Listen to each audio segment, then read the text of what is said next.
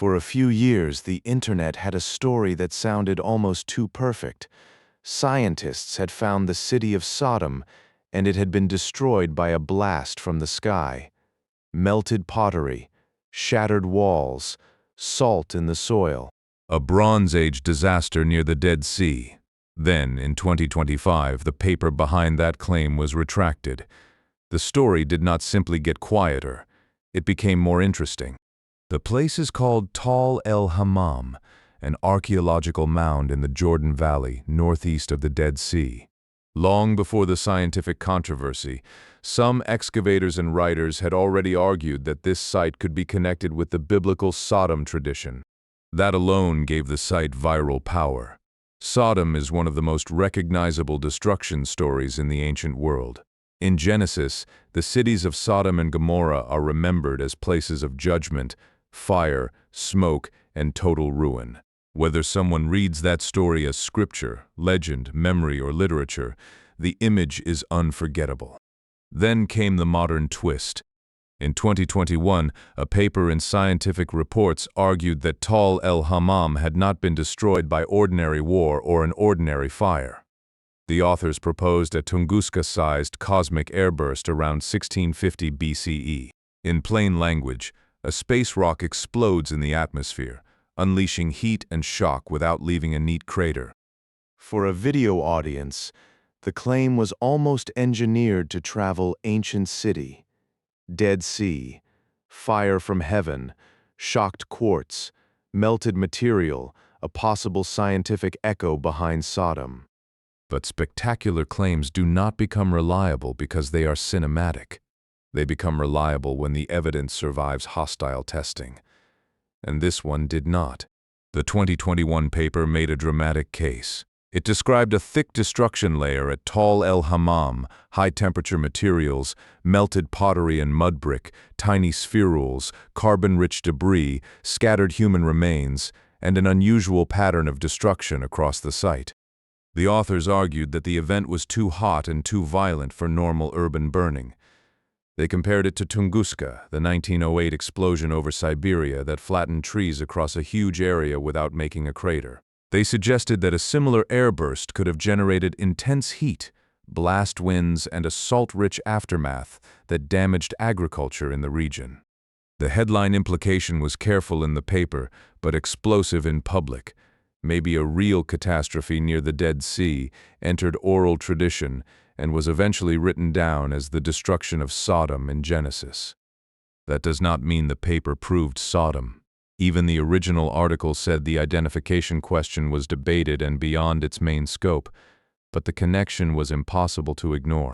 If a Bronze Age city near the Dead Sea had really been erased by something from the sky, people were going to attach it to the most famous skyfire city in the region. The problem was, the evidence had to do more than sound like Sodom. It had to prove an airburst. A crater is not always required for a cosmic event. Tunguska is the famous example. A body can explode in the atmosphere and still cause enormous damage below. But that makes the proof problem harder. If there is no crater, researchers need diagnostic traces.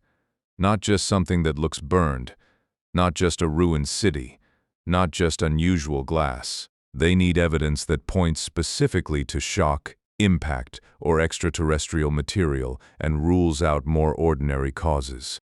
That distinction matters in archaeology because humans are excellent at making heat. Ancient people fired pottery. They smelted metal.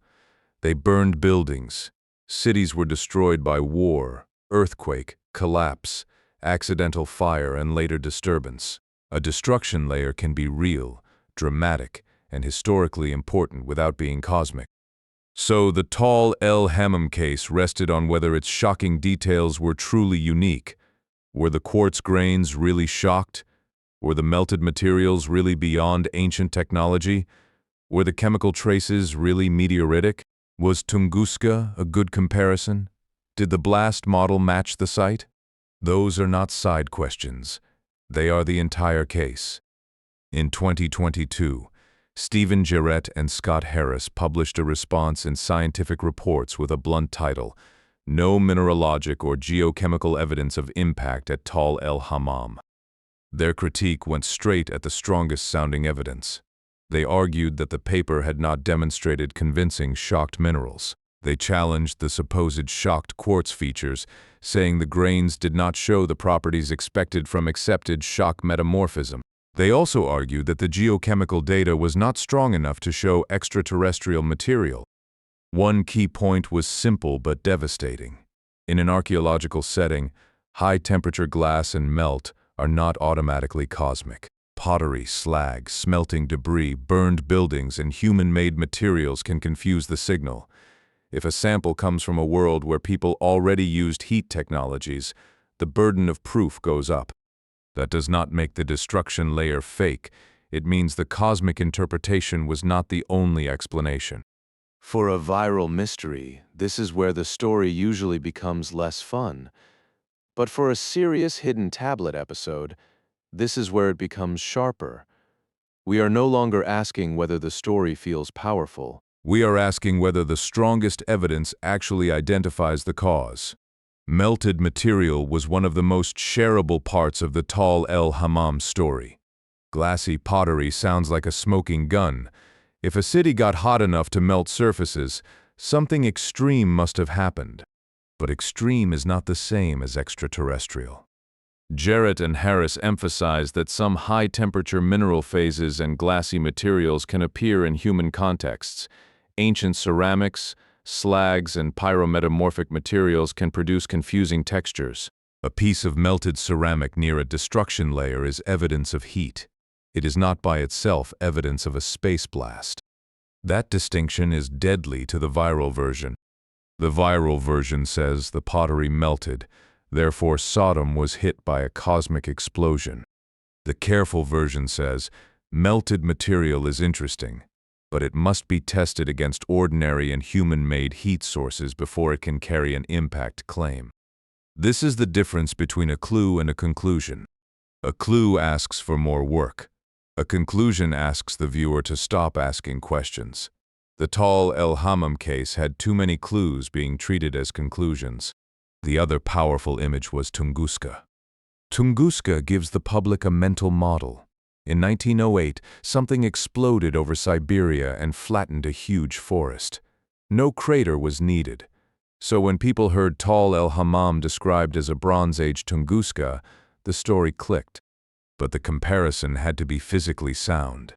In 2025, Mark Boslough and Bruno published a scientific reports critique arguing that misunderstandings about Tunguska, shockwave physics, and airbursts had led to misinterpretations at el-Hammam.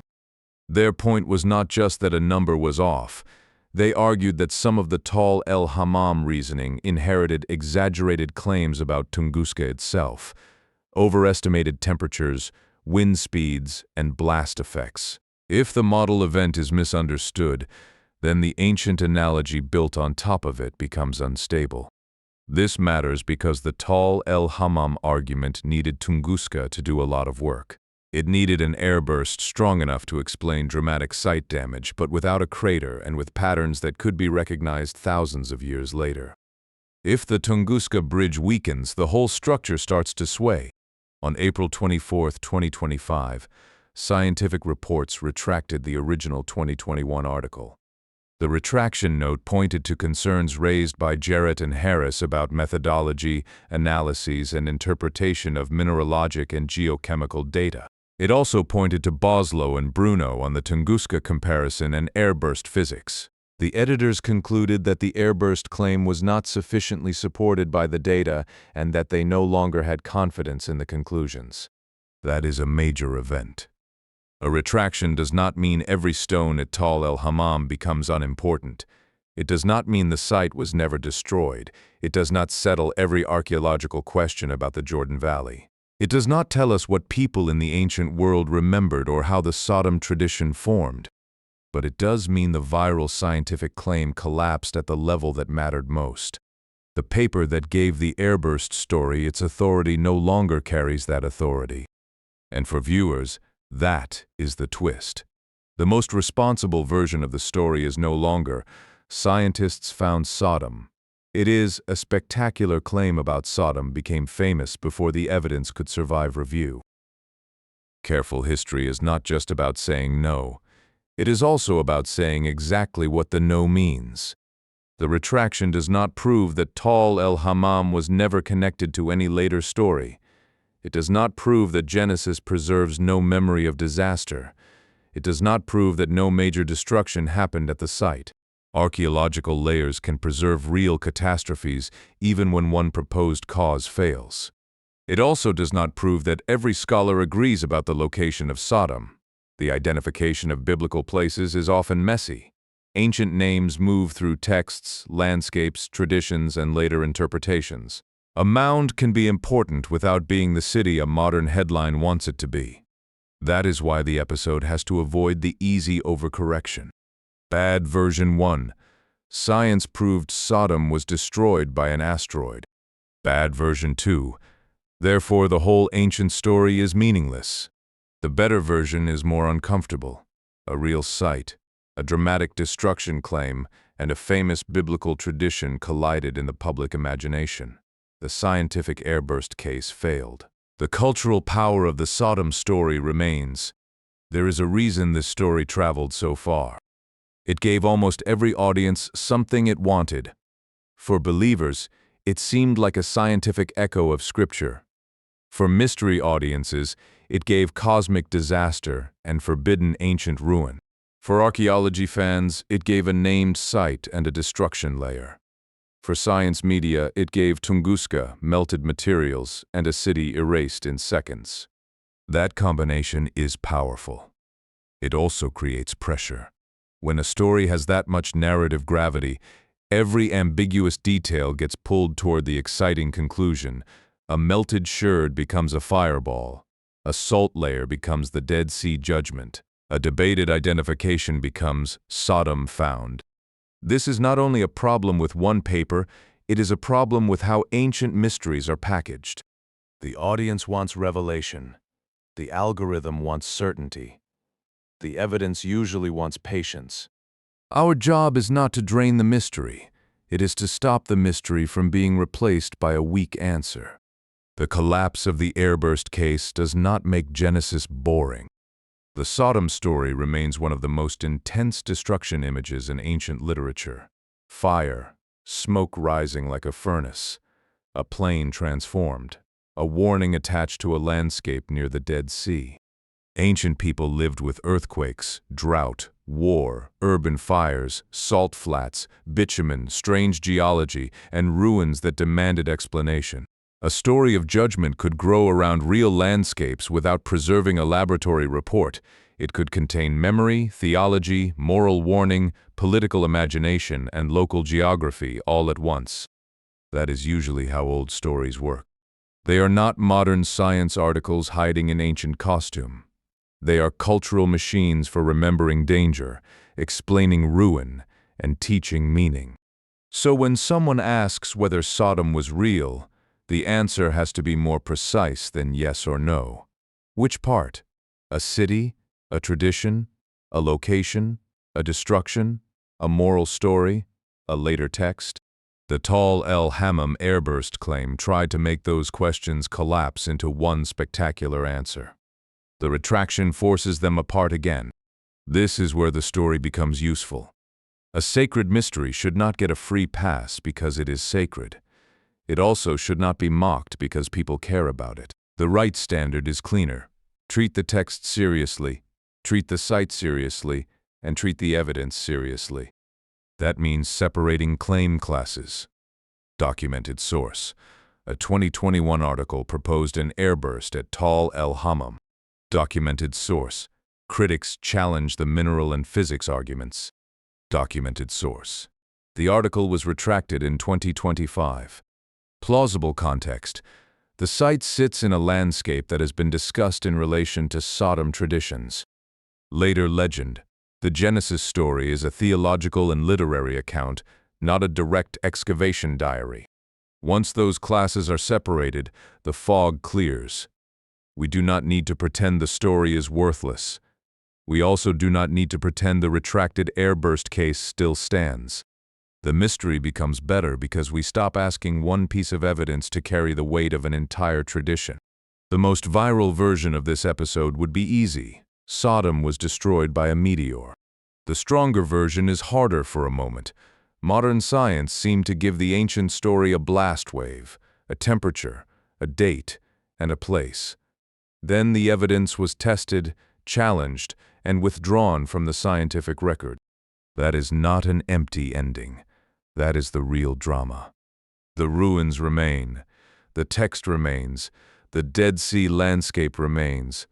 The human desire for a perfect match remains. But the airburst claim no longer has the scientific support that made it travel. Maybe future work will clarify what destroyed Tall el-Hammam. Maybe the Sodom tradition will always remain a mixture of place, memory, warning, and legend. But after the retraction, one thing should be clear. The most dangerous ancient mysteries are not the ones without answers. They are the ones where the first answer is so cinematic that we stop checking whether it is true.